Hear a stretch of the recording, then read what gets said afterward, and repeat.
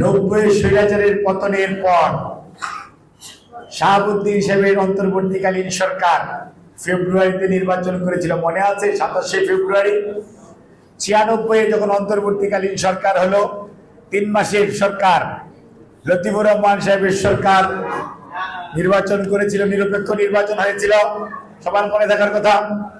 তার পরবর্তীতে যে অন্তর্বর্তীকালীন সরকার তারাও 3 মাসের মধ্যে নির্বাচন করেছিল। কাজে একটি নির্বাচন অবাধ, সুষ্ঠু, নিরপেক্ষ করার জন্য প্রয়োজন মানসিকতা। একটি নির্বাচন অবাধ, সুষ্ঠু, নিরপেক্ষ করার জন্য দরকার দক্ষতা এবং দূরদৃষ্টিতা এবং মানুষের অধিকার ফেরত দেওয়ার আগ্রহ। যারা লম্বা করার চেষ্টা করেন তারা কেউ করতে পারেন, কিন্তু ওই যে মনে রাখতে হবে, এই চেয়ার এমন এক আঠালো চেয়ার, এটির মধ্যে একবার বসলে এটি আর ছাড়তে ইচ্ছা হয় না কারো কারো।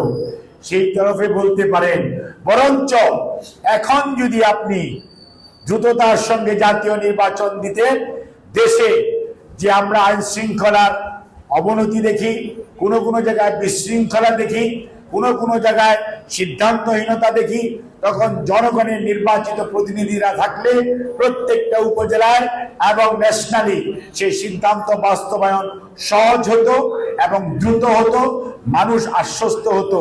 কাজে কোনো অবস্থাতেই নির্বাচন পিছিয়ে যাওয়ার মাঝে, নির্বাচনকে প্রলম্বিত করার মাঝে অন্য ষড়যন্ত্র থাকতে পারে, কিন্তু জনগণের অধিকার ফেরত দেওয়া এবং বাংলাদেশকে এগিয়ে নিয়ে যাওয়ার যে পরিকল্পনা, আগামীর বাংলাদেশ সুন্দর করা এবং শহীদ যারা হয়েছে তাদের বিচার ত্বরান্বিত করা, যারা পঙ্গু হয়েছে তাদেরকে পুনর্বাসিত করা, যারা বিভিন্নভাবে নিগৃহীত হয়েছে তাদের প্রতিকার করা, তাদেরকে সহযোগিতা করার জন্য দরকার আগামীতে দ্রুততম সময়ে জাতীয় নির্বাচন।